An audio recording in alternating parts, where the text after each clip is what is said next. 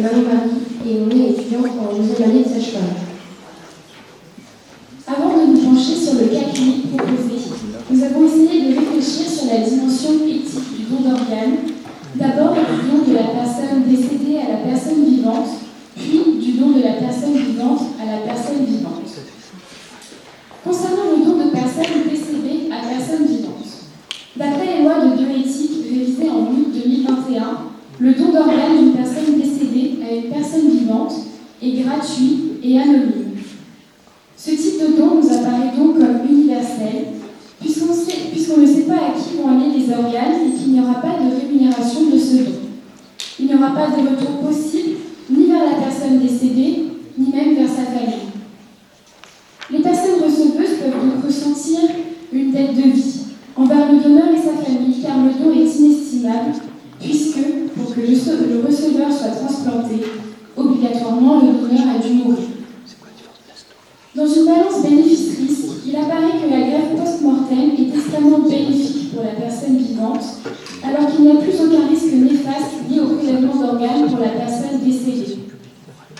De plus, la greffe de rein, par exemple, est beaucoup moins coûteuse pour la société que plusieurs années de dialyse. Les organes de la personne décédée deviennent donc utiles, ce qui peut paraître choquant, mais qui correspond aussi au fait que le droit français ne reconnaît pas le corps humain comme une personne. Le corps n'est pas un patrimoine de la personne ni de sa famille. Le droit français reconnaît seulement la personne juridique, la personne incarnée. Cependant, d'après la loi, le corps reste une chose empreinte d'humanité, que l'on doit respecter. En effet, pour tout le monde, le corps reste identifié à la personne. Et c'est pour cela qu'il est parfois difficile pour les familles des défunts d'accepter le don des organes de leurs proches. Mais le don peut être aussi une façon de donner du sens à un décès qui n'en a aucun, lors d'un suicide ou d'un accident de la circulation par exemple. Le don permet alors d'enrichir le lien social, il enrichit le maillage entre les individus d'une même société. Concernant le don de personnes vivantes à personnes vivantes, ce type de greffe concernait jusqu'ici essentiellement les dons de rein et de l'homme hépatique. La loi bioéthique de 2011 précise les conditions du don de vivant à vivant et définit qui peut être donneur. Une personne majeure, vivante, volontaire et en bonne santé, qui peut être le père ou la mère et par dérogation un fils ou une fille, un frère ou une sœur du receveur. Son conjoint, ses grands-parents, oncles ou tantes, cousins germains et cousines germaines, ainsi que le conjoint du père et de la mère.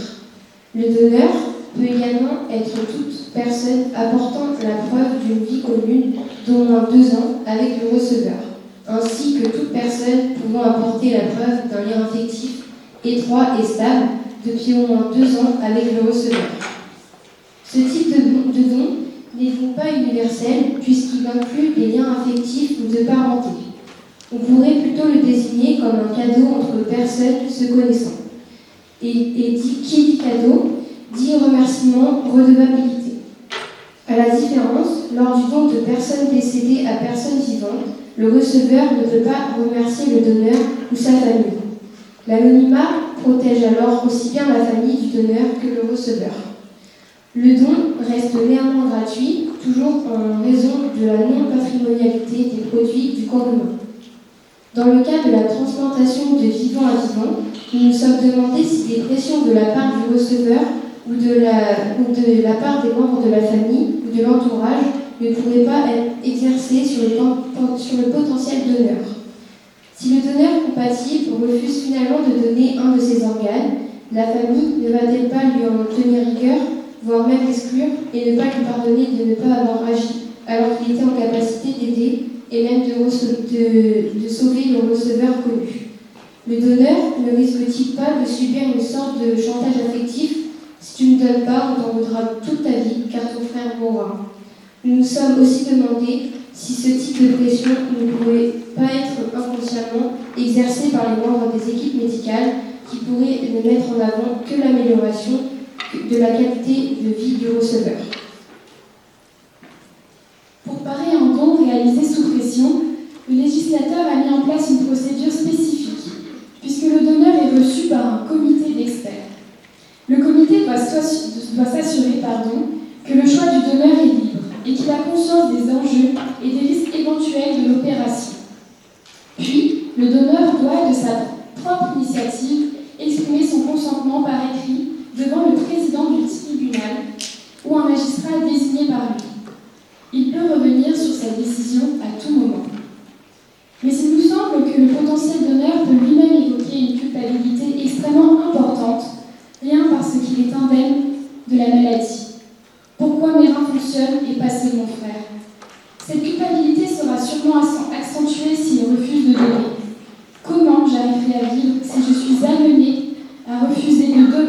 que je suis compatible et que mon frère va mourir.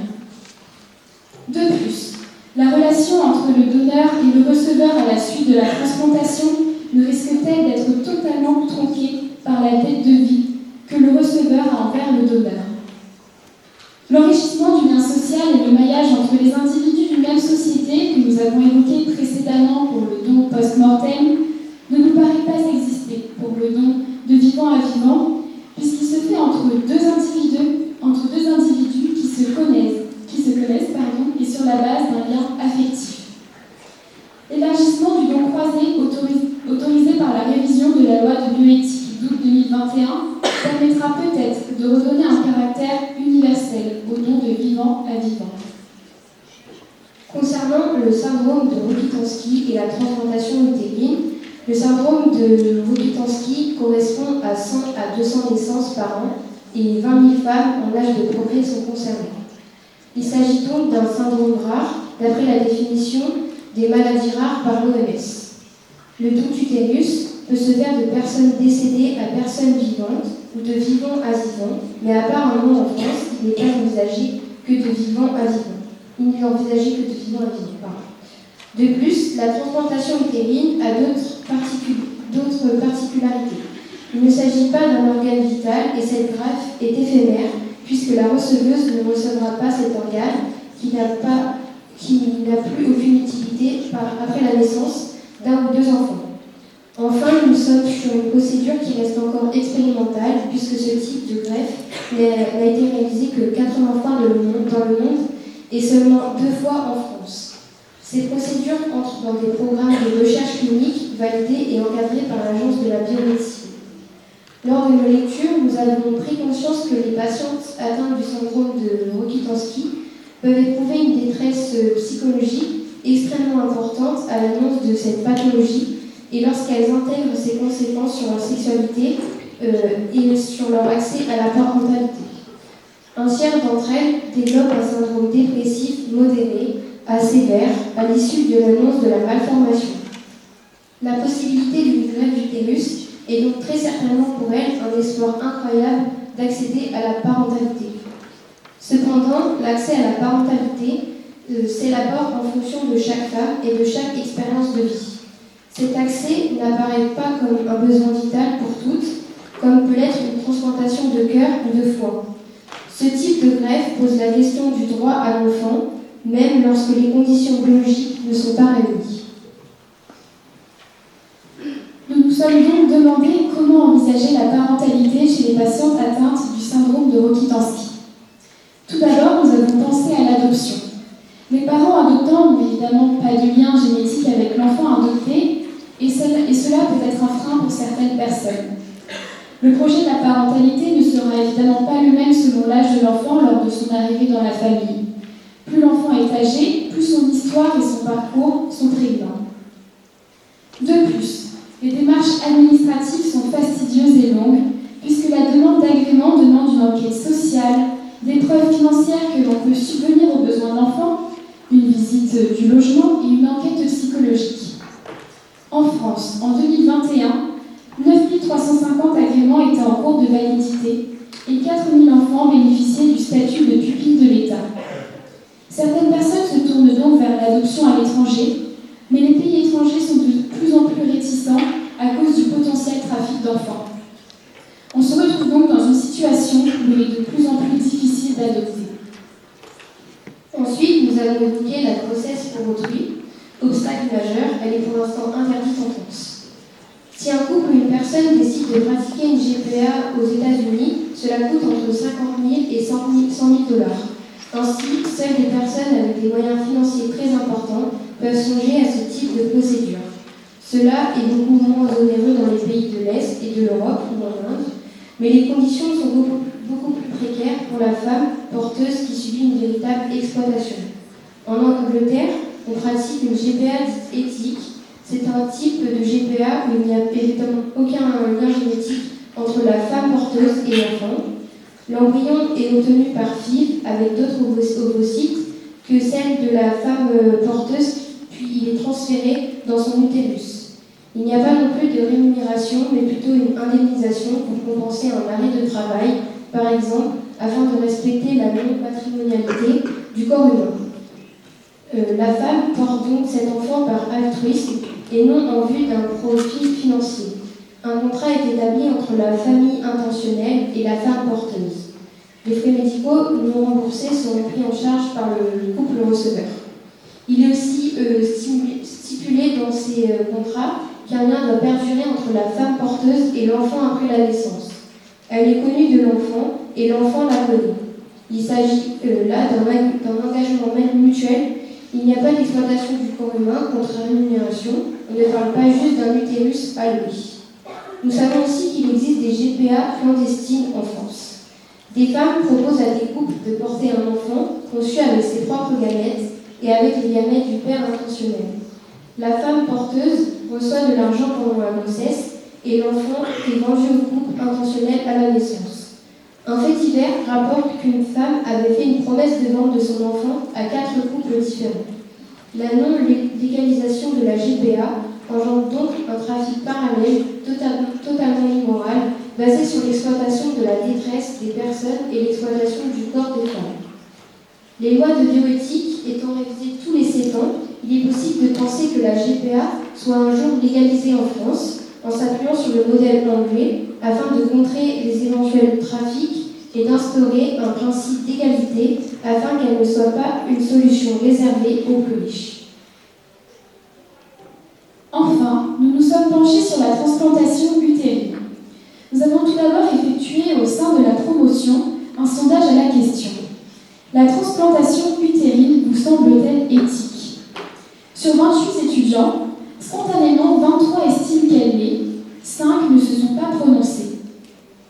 Nous avons ensuite essayé de décortiquer le processus afin de mesurer les risques encourus par les différentes parties. Il faut tout d'abord obtenir une grossesse par fécondation in vitro. Les ovaires des patientes atteintes du syndrome de Rokitansky étant fonctionnels, on procède à une stimulation ovarienne de la future receveuse par injection d'hormones pendant plusieurs semaines, puis on pratique une ponction des ovocytes dans les 2 ovaires au bloc opératoire. Cette procédure n'est déjà pas sans risque pour la femme. Les ovocytes sont ensuite fécondés in vitro par les spermatozoïdes de son conjoint, puis les embryons obtenus sont congelés. Dans un deuxième temps, il va falloir prélever l'utérus de la donneuse avec son réseau vasculaire, artériel et veineux. Cette intervention n'est pas, elle aussi, sans risque hémorragique ou infectieux. Ensuite, l'utérus est transplanté chez la donneuse et de nouveau, il existe des risques péropératoires, des risques infectieux et des risques de rejet de la greffe. D'où le traitement de la receveuse par immunosuppresseur. Le traitement par immunosuppresseur est lui aussi susceptible de complications néphrotoxiques, de thrombopénie et parfois de cancer. La durée limitée du traitement immunosuppresseur permet tout de même de réduire ces risques. Si le greffon n'est pas rejeté, on procède au transfert d'un embryon dans l'utérus de la receveuse. Mais ce transfert n'aboutit pas toujours à une grossesse évolutive. Quid des embryons congelés si le greffon est rejeté ? Si la grossesse évolue, il y a ensuite un risque de fausse couche spontanée précoce. On décrit ensuite un nombre important de complications lors des grossesses, prééclampsie, placenta accreta, diabète gestationnel, rupture prématurée des membranes, etc. La naissance se fait obligatoirement par césarienne une fois le terme de la grande prématurité dépassé, c'est-à-dire après 32 semaines d'aménorrhée. Les risques péropératoires de la césarienne sont eux aussi non négligeables. Les enfants naissent donc tous prématurément, ce qui représente aussi des risques. Les enfants nés jusqu'ici sont tous en bonne santé, mais nous n'avons pas peut-être encore assez de recul à long terme. Une fois l'enfant né, l'utérus est enlevé pendant la césarienne, permettant de stopper le traitement immunosuppresseur. Il est parfois maintenu si un deuxième enfant est envisagé. Force est de constater que cette procédure est extrêmement longue et aléatoire, que toutes les parties ne sont pas à l'abri de complications potentiellement graves. De plus, cette procédure a un coût non négligeable, puisqu'il est estimé à 75 000 € par grossesse, mais qui cette fois-ci sera prise en charge par l'assurance maladie.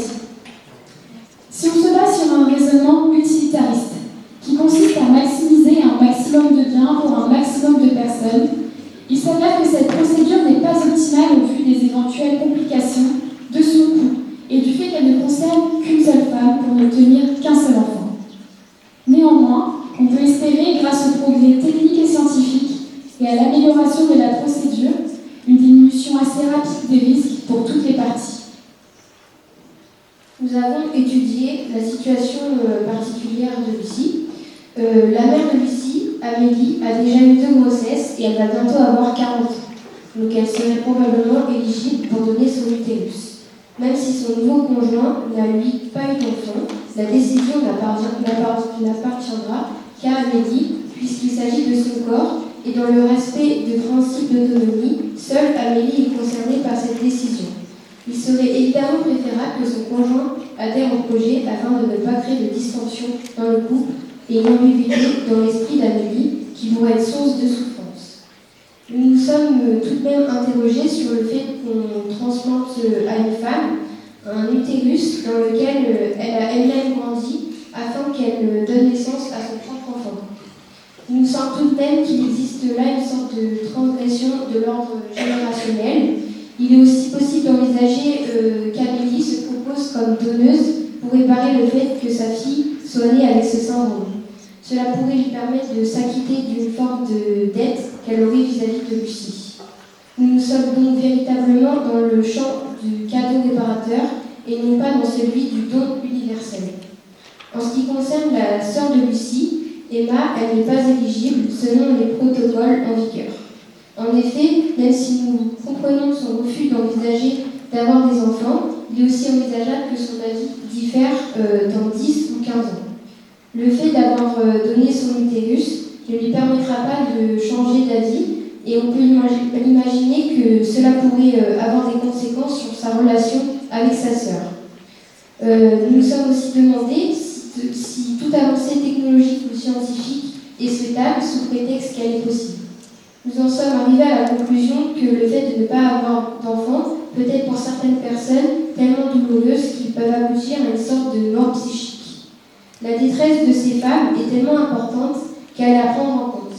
C'est d'ailleurs un des arguments sur lesquels s'est appuyé le Conseil consultatif national d'éthique lorsqu'il s'est positionné en faveur de l'ouverture de l'AMP aux femmes homosexuelles et les célibataires. L'idée est de répondre à une détresse psychologique grâce à une technique qui existe et que l'on rend accessible. En conclusion, il nous semble que cette procédure reste malgré tout une procédure éthique respectant le principe de bienfaisance et d'autonomie. Cependant, elle ne respecte pas le principe de justice car toutes ne sont pas éligibles à cette expérimentation et toutes ne trouveront pas de donneuse. Peut-être faudrait-il s'orienter vers les dons d'utérus post-mortem ou pourquoi pas vers des dons croisés qui résoudraient toutes les questions sur la transgression de l'ordre générationnel. On vous remercie avec Audrey pour votre écoute et bon après-midi.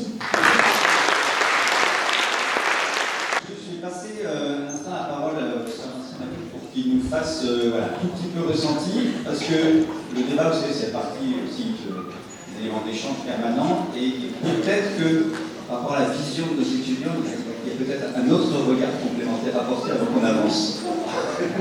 Merci déjà de l'avoir invité, puis merci aux 4-5 d'avoir travaillé sur le sujet. Je vois qu'il a été travaillé.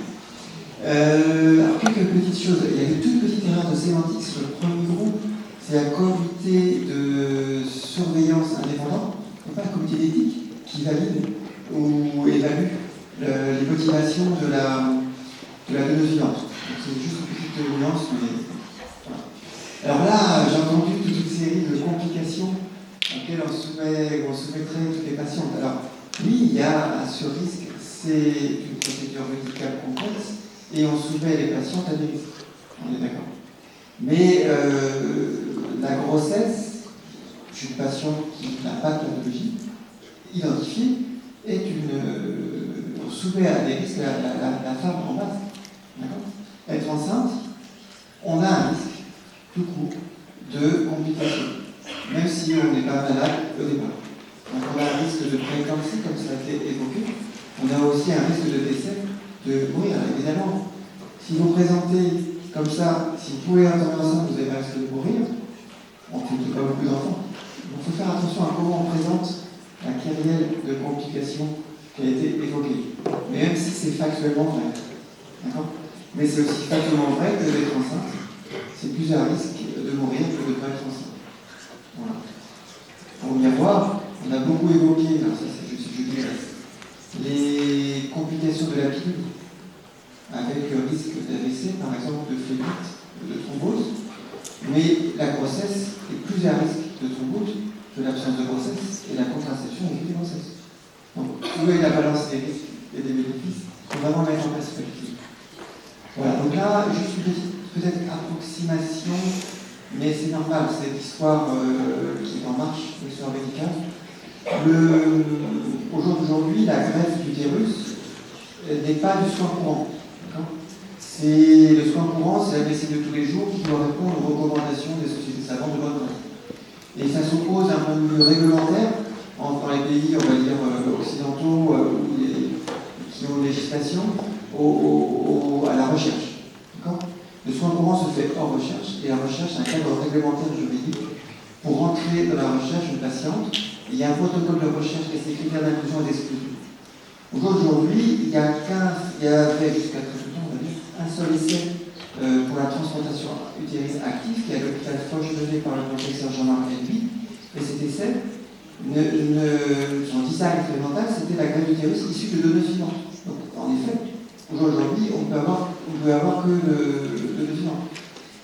Là, on a le deuxième essai qui est ouvert à Rennes maintenant depuis le 22 décembre dernier, où on a proposé une inclusion pour accéder à la greffe d'utérus en donneuse vivante et en donneuse décédée. Donc c'est pas fermé comme c'est présenté tout à l'heure. Pourquoi ça apparaît fermé? C'est parce qu'on est dans le cadre de la recherche. Et la recherche, il y a un protocole de recherche suppose justement des critères d'action et d'exclusion qui va être limitant, mais qui n'est pas fait pour l'exportabilité en soins courants d'un point de vue sociétal.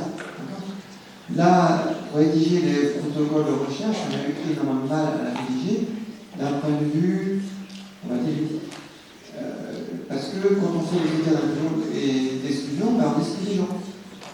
Et ça peut être éthiquement discutable, tout simplement. Là, ce qui nous a perturbé, c'est le changement de loi de bioéthique en septembre 2021, du moins, qui a élargi l'accès à l'AMP aux femmes seules et aux sexuels. Avant, l'AMP s'était régie ou proposée aux couples hétérosexuels stables, ou mariés. Donc, nous, on avait écrit le PHRC, et donc la transplantation utérine, qui est une extension de l'assistance médicale à la procréation, donc il y a un assez poussé, parce que c'est quand même très élevé, aux couples hétérosexuels stables. Le vote bioéthique arrive, donc on a adapté le PHRC, donc le protocole, en disant la transplantation utérine est autorisée aux femmes seules ou homosexuels. On s'est conformé à la loi. Voilà. Ensuite, quand on a vu cette évolution sociétale qui est probablement spectable, qui met l'autonomie de la femme unique, et donc la procréation finalement d'une femme et pas d'un couple, on a écrit ça dans notre PHRC. Et le PHRC est soumis à des instances, ça s'appelle l'Agence nationale de la santé du médicament, qui nous a réintroduit l'obligation, qu'on n'avait pas mis ensuite, du consentement du conjoint. C'est une pose question. En termes d'autonomie de la personne qui est dans sa place, c'est à la patiente qui va recevoir la transplantation clinique qui va anticiper les risques et les bénéfices, mais pas tout à fait le conjoint. C'est assez surprenant, c'est aller-retour permanent. Voilà, donc les choses sont pas fermées en disant qu'il n'y a que de l'or vivant, il n'y a pas le droit. C'est qu'aujourd'hui, dans l'histoire de la transplantation clinique, on a un début en phase d'expérimentation et d'innovation, et donc on est dans un système très stringent. Demain, dans le temps courant, les questions sont différentes. Et du coup, vous avez mélangé un peu l'INFRENA qui existe depuis les années 60, les questions qui sont et un projet et la transplantation clinique qui est une innovation. Et une deuxième chose aussi, je pense qu'il faut que vous avez positionné la question, et les deux mots qu'on va voir pour les confusions, de la transplantation clinique par rapport à la transplantation d'organes. Intéressant, c'est un prisme. Le deuxième prisme, c'est celui par rapport à la procréation et l'assistance médicale à la procréation. citer le droit à l'enfant, sans la souvent. Voilà. C'est quelque chose, entre guillemets, qu'on a accepté dans nos sociétés. Et en France, on rembourse l'assistance médicale à la procréation. Ça veut dire que les patients et les couples qui ne peuvent pas avoir d'enfants dans la nature de la société rembourse tous les soins permettant d'avoir des enfants. Aujourd'hui, on a même plus moins. Couple homosexuel ou pas seul, c'est pas une maladie, à ma connaissance. On rembourse la possibilité d'avoir des enfants. C'est une question très c'est une question sociétale. Donc voilà, il faut vraiment mettre en perspective la confrontation des dans ce contexte de progrès et d'évolution des modalités de procréation. Voilà, c'était après. C'est bien comme ça, ces éléments de cadrage et de débat. Juste pour bien préciser ce qu'a dit Vincent, effectivement, je pense que vous n'avez pas forcément tous la culture du distinguo entre soins et recherche. Par définition, la recherche n'est pas dans le droit commun. Donc on ne peut pas parler de la même façon qu'une fois qu'on a instauré des choses dans le soin courant. Et heureusement qu'il y a de la recherche au passage, parce que vous avez effectivement présenté un tableau un peu apocalyptique de complications possibles, mais sachez que tous les soins dont vous faites aujourd'hui, soit en bénéficiant, soit en les prescrivant, ont fait l'objet de recherche.